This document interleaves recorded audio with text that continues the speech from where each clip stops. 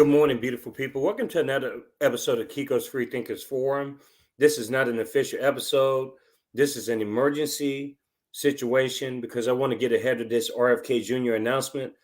I'm anticipating an interesting press conference, press release this afternoon. No one really knows what it's about. There's a lot of speculation that he may drop out of the race as an independent candidate and endorse Donald Trump for this 2024 presidential election. But I wanted to come on because I'm going to interview Cornel West in the next few hours. But I want to get this in because this RFK news is significant for the state of the race, but it's also significant because it kind of reflects something that I talked about in my recent Substack. It's actually my first Substack publication. And the title of that Substack is Don't Believe the Hype, the Predictability of the Electoral College Map and the Illusion of Democracy, which basically it talks about how the two parties work together, how all these rules are already in place so a third party candidate can't have any traction. And as we see with RFK Jr. right now, he's dealing with the situation where he's being sued basically in different states right now by the Democratic Party, especially. Is really the Democratic Party behind a lot of this mess when it comes to interfering with the third party momentum. And Rav Nader, in a recent interview, talked about how he was sued 25 times in a 3-month span in the 2004 election. So this isn't something that's new.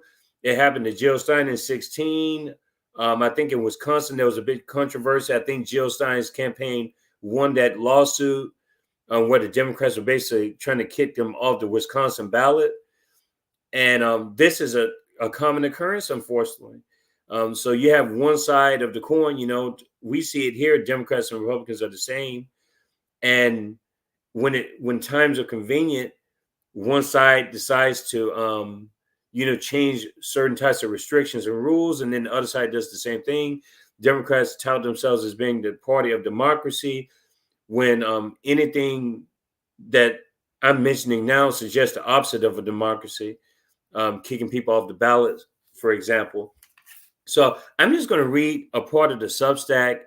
It's all relevant, really, but I want to highlight a few parts of the Substack, and I will link this into the episode description when I get a chance. Y'all can check that here at the bottom once I finish with this live stream. This is actually the first live stream that we've done. We're going to do another live stream election night. We're going to be joined by some very special guests, so stay tuned for that. Election night 2024, Kiko's Free Thinkers Forum is going to go live for 6 hours. I believe we're going to start around 6 p.m. Central Time, United States, and end around midnight a.m. U.S. Central Time. So if any of you all want to join in the audience, let me know. We have about 6 slots available. People who are politically conscious, people who care about the country, who care about civil dialogue. I'm talking to different types of groups, people who are fed up with this two-party system and, maybe think out loud. We can discuss a lot of different things during that particular night. I'm really excited about that. So we do have some special guests, some guests who haven't been on the show yet, so guests who have been on the show. So hopefully we have a nice packed house for Kiko's Free Thinkers Forum election night coverage 2024. But I just wanted to tell everyone to inform your friends and family to subscribe to this channel. This is a growing YouTube channel. I'm surprised that we have the support that we have. We have a little bit under 1,000 subscribers. We're trying to get 20,000 by the end of 2024, which is quite ambitious, but we believe that we can do it. We have 46.5% of our audience outside of the United States, which is a testament to Kiko's Free Thinkers Forum outreach when it comes to international audiences. That was always the point of the forum. Share, subscribe, like the videos, tell your friends and family. We don't argue on this forum. We are very respectful of the guests. This is an educational forum. It's not all political. We have cultural content too. We will offer Spanish courses free of charge. We're going to give Spanish lessons, and that's going to start within the next few weeks. Just anticipate some upcoming interviews before we get started. We have Catalina Rojas Blanco. She's going to come on Wednesday. It's going to be a second interview we have in Spanish. The first one being with Ramon Muñiz Sarmiento. And we're going to talk about Black women writers in Colombia. And then we're going to have Dr. Shiva Ayyadurai. He's going to join us again on Friday to talk about his independent run as a presidential campaign, his candidacy this 2024 election. But let's get started. The issue at hand. I'm not going to be on here long, maybe 15 more minutes. And because I had to prep for the Cornel West interview, I'll just solidify a few more details. And stay tuned to all of the different interviews and the different videos that we have coming up on Kiko's Free Thinkers Forum. I want to read a part of my Substack, and it's at the end of the subtitle where it says the Electoral College and the duopoly. The title, again, Don't Believe the Hype, the Predictability of the Electoral College Map and the Illusion of Democracy, which is based on the Public Enemy song, Don't Believe the Hype, which talks a lot about the mainstream media, what the media leaves out, what the media decides to talk about, the negative and not focus on the positive, or maybe some of the hidden messaging of the mainstream media.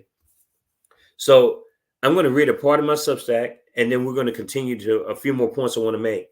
Based on my assessment of each state, I've concluded that the 2024 presidential election will come down to only 6 states. And while I'm showing this, I'm going to have the map up here. So I'm going to share the screen so everyone can see it. And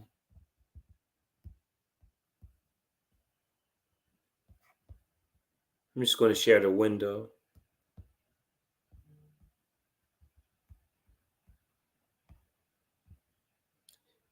Okay, I don't know if y'all can see that or not. But because I'm new to this when it comes to the actual map. So yeah, if y'all can see this is the Electoral College Map. This is my projected map. Now, see, the reason why this is so important is because I'm assuming that RFK is in the race based on the Substack article, which was published on August the 18th. So assuming that RFK doesn't drop out of the race today, again, we don't know what the news is going to look like. We have basically Arizona, Nevada, Wisconsin, Michigan, Pennsylvania, and New Hampshire. Yes, my map is different than a lot of other people's maps. I have New Hampshire as a potential, like Trump state, or Kamala could easily win it, but I believe it's in play. It's not a solid blue state or even a lean blue, in my opinion, if RFK stays in the race, because I think the mainstream media is underestimating his influence in this election. And that was a big part of the last part of my article. A lot of this map is based on the presence of RFK within this electoral college structure. The electoral college is what we use. We don't use a popular vote system. The electoral college is basically a state by state popular vote system. And when you have a winner takes all scenario like we do under the electoral college, you're going to always have this situation when you have 2 corporate parties running the whole show, because they don't want a popular vote system, because then they would have to campaign every state and every vote would have the same weight. In this system, is basically a gerrymandering, a national gerrymandering system, to where certain states are predetermined because those parties have such a presence already in those areas. And so they can just concentrate on a few swing states, red, blue states, which is created by the Electoral College. You wouldn't even have this phenomenon if you didn't have the Electoral College. But again, both parties, they're okay with this Electoral College structure.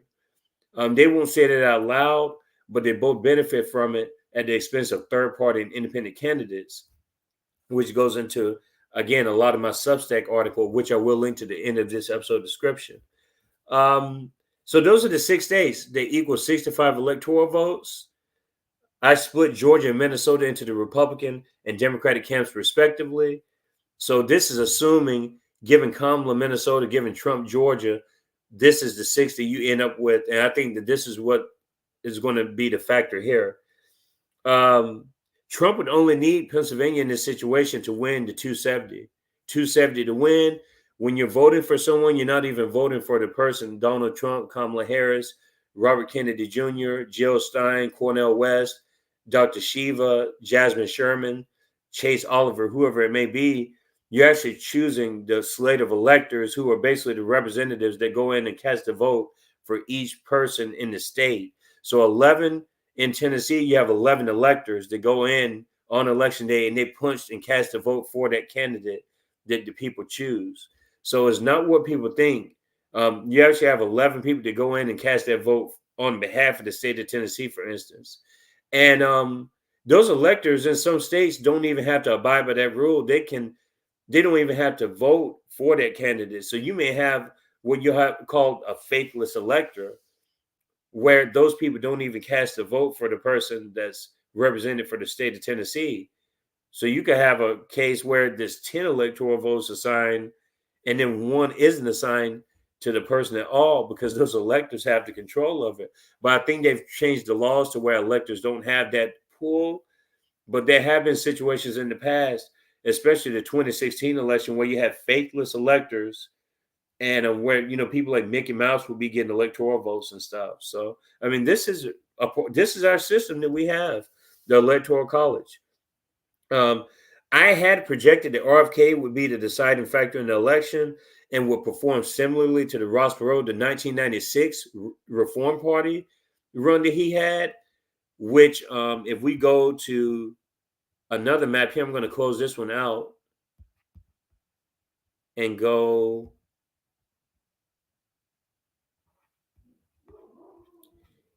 So this is the 1992 electoral map and the results. So this is the electoral popular vote summary. And you can see state by state, the Electoral College, again, Alaska, Alabama. You have Alabama, Alaska, Arizona, Arkansas. Bush got all 9 of those electoral votes in the 1992 election. The Alaska, 3, 8 in Arizona. Clinton got Arkansas, 6. Clinton got 54 California electoral votes. So this is how they tabulate all the votes. It's an Electoral College system. And then you have the popular vote numbers here, which don't mean anything. They do state by state, but in the broad scheme of things, they don't mean anything at all. If you're talking about all the states added together as a quote unquote a national popular vote, that doesn't mean anything at all because again, we go by the Electoral College system, which is a state by state system. You can see Ross Perot's candidate in this particular election, he had 18.9% of the national popular vote, which is what we're looking at here. So he got over 2.2 million votes in California, almost 2.3 million votes as a third party candidate, as an independent. And if you keep going down here, you see where this would have an effect. Ohio, he got over 1 million votes in that particular 1992 race. 902 in Pennsylvania, 902,000 votes in that 1992 presidential race. So I believe this is what the RFK situation is like. And then you go to the 1996, the Reform Party run with Ross Perot, because we focus on third parties and independents on this particular channel. So not as substantial as this 1992 run, but as you can see, still making headwinds when you talk about an impact on an election. And you can tell there, I don't even think Ross Perot gets 1 million votes in a state in that next 1996 election. You can see the differences there. He was a force in the 92 election, almost 19% of the national vote. No electoral votes for Ross Perot, but it did have an impact on the presence of third parties. So let's go back. I'm going to close this stuff out, stop sharing the screen.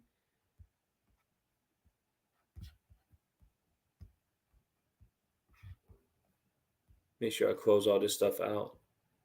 Because again, I'm kind of new to StreamYard. I don't know exactly the ins and outs of it. But as far as this electoral map is concerned, it has a lot to do with RFK's 5% threshold. I think a lot of this has to do with the 5% threshold, because if a third party or independent gets 5% national support, they get public funding for the next election. So this is kind of perplexing that RFK would drop out, considering that he's on pace of getting all 50 state ballot access. And this is a big deal for third party candidates and independents. Cornel West, I don't want to say anything negative in particular about him. I'm about to interview him soon. But as far as, I don't see Cornel West even getting 20 state ballot assets this time around. I really don't. That's how hard it is to get. You have to have a lot of money, and RFK has billionaire funding. He can't be viewed as just a regular third party candidate. And I think that's the reason why, I don't know if he's making this decision, if Donald Trump is influencing this decision, or if it's just all the lawsuits that are going against the RFK campaign right now that's making this decision today so important. But if he joins with Trump, it kind of goes against the purpose of an independent third party movement going forward. It kills the 5% threshold that he would qualify for in the 2028 presidential election. He would get all that public funding money. And I just think that that's interesting that he would decide to drop out now. And they just certified Arizona this week. The Secretary of State of that state certified RFK's candidacy for president. And for him to drop out like today, I'm not 100% convinced that he's dropping out of the race. Something else is going on. I've seen some chatter. I saw where his vice presidential running mate, Nicole Shanahan, yesterday posted on Twitter and said something about basically, like, we're going to show you Democrats, like, what we're going to do, the power that we have. If you keep suing us, we're going to do this. And the worst thing that can happen to you all is that we join Trump's side. I think she used it as a threat. But if I read between the lines, it didn't sound like that they were going to drop out based on Shanahan's words yesterday, the VP running mate with RFK Jr. at the top of the ticket as an independent. So we have to see today what's going on with this. I believe if he stays in the race, he's going to get at least 7% national support. And why is that significant, even though we're on the Electoral College system? Because he's going to be influencing votes in the swing states. I personally believe, if I'm speaking from a Donald Trump perspective, it would make more sense for RFK to stay in the race. Like, that's just me as a strategist. If I'm a Trump strategist, it's easier for him to stay in the race for his cause, because he has a lot of support in Tennessee, even on Wisconsin, states like that, New Hampshire, Maine, those kind of states. That's where you're going to see RFK have a lot of influence on Maine, New Hampshire, Wisconsin, in the Rust Belt states, and also the northeastern states. He's going to have a lot of influence, but I don't think he'd be taking away votes from Kamala necessarily, but he'd be an alternative, a true alternative to Kamala or Trump. And I don't see Kennedy voters flocking to Trump's side if he drops out of the race. Maybe, unless they've made a deal behind closed doors that I don't know about, because we know that during the Trump assassination attempt, RFK was one of the people that was called that day. And, RFK's campaign leaked parts of that conversation between him and Trump. I just think that something else is at play. There's a couple of things that could be happening. It could be the lawsuits from the Democratic Party, and it's just too much money for him to have to fork out to just fight off the litigation from the Democratic Party lawyers, keeping him off state ballots. I think they're trying to get him off the New York state ballot, for instance. It could also be that him and Trump have already planned something out. Him and Trump have already coordinated something that we don't know about. And he's, I don't know. It could be a visibility play by him anticipating this press conference. We're all anticipating the press conference. Now the cards are in his hands. RFK, he's almost he's a brokering chip right now for people. So that could be a lot of things at play. But I'm going to just end it very soon here and say that I'm right regardless if I'm wrong, if that makes sense. Because if he drops out, my Substack still holds up that RFK is going to be a substantial influence in this election. He will receive at least 7% of the vote. Again, that's what I'm thinking if he stays in the race in states like New Hampshire, Arizona, Nevada, Wisconsin. he has more financial backing than former and current independent third-party candidates in critical competitive states. He has name recognition. He's a Kennedy. But the point I made on the Electoral College Map, you could pencil in pretty much all the states that I did. It's not that I'm smart or anything. You just base it on previous elections and stuff. They gerrymandered the hell out of these states. So it's pretty obvious that Texas is going to go red. California is going to go blue. Oregon is going to go blue. I mean, you can look at the map and tell which way it's going to go. That's how they've basically preconditioned the Electoral College Map, because they buy the elections and they oust anyone that's not a part of their team, the RD team, which I argue is the same party. The Democratic and Republican Party is the same. But that's what I think people need to watch out for. Who knows what the news is going to be about? I don't know. I'm here speculating just like everybody else. I don't believe he's dropping out. Ultimately, that's what I say. I don't believe he's dropping out of the race. It could be that he's dropping out of certain states.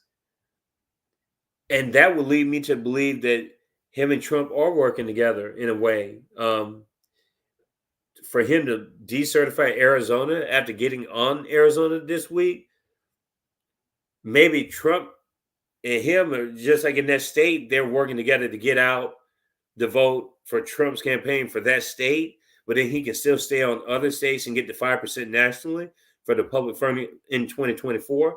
I just think that that's it's going to be a blow to third-party independent runs in the future. I think if we don't get anything done this time around, I just don't understand.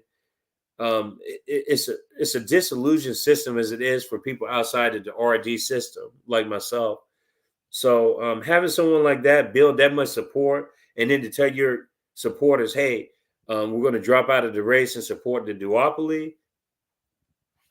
I'm not a supporter of RFK as it is because of his stances towards the Gaza Israel situation. I'm not a supporter of him for a variety of reasons, but it is good to have these alternatives. I'm not going to endorse a candidate here on this particular show out of respect to all the people I've interviewed. In the article that I mentioned, I've interviewed pretty much everyone except Claudia de la Cruz. I can't get in touch with her, but I've already interviewed Dr. Jill Stein, Dr. Shiva, Dr. Cornel West today, Jasmine Sherman, Chase Oliver, Brittany Jones. There are lots of other, Gavin Bonnie. There's lots of other people running for president besides the ones that you hear about in the mainstream media. But I'm going to leave it at that because I have to go somewhere, get ready for this Cornel West interview. But beautiful people, enjoy the rest of your day. Cheers. And prepare for episode 130 featuring Dr. Cornel West on Kiko's Free Thinkers Forum. Subscribe, share the content, like it, and enjoy the rest of your day. Talk to you later. Cheers.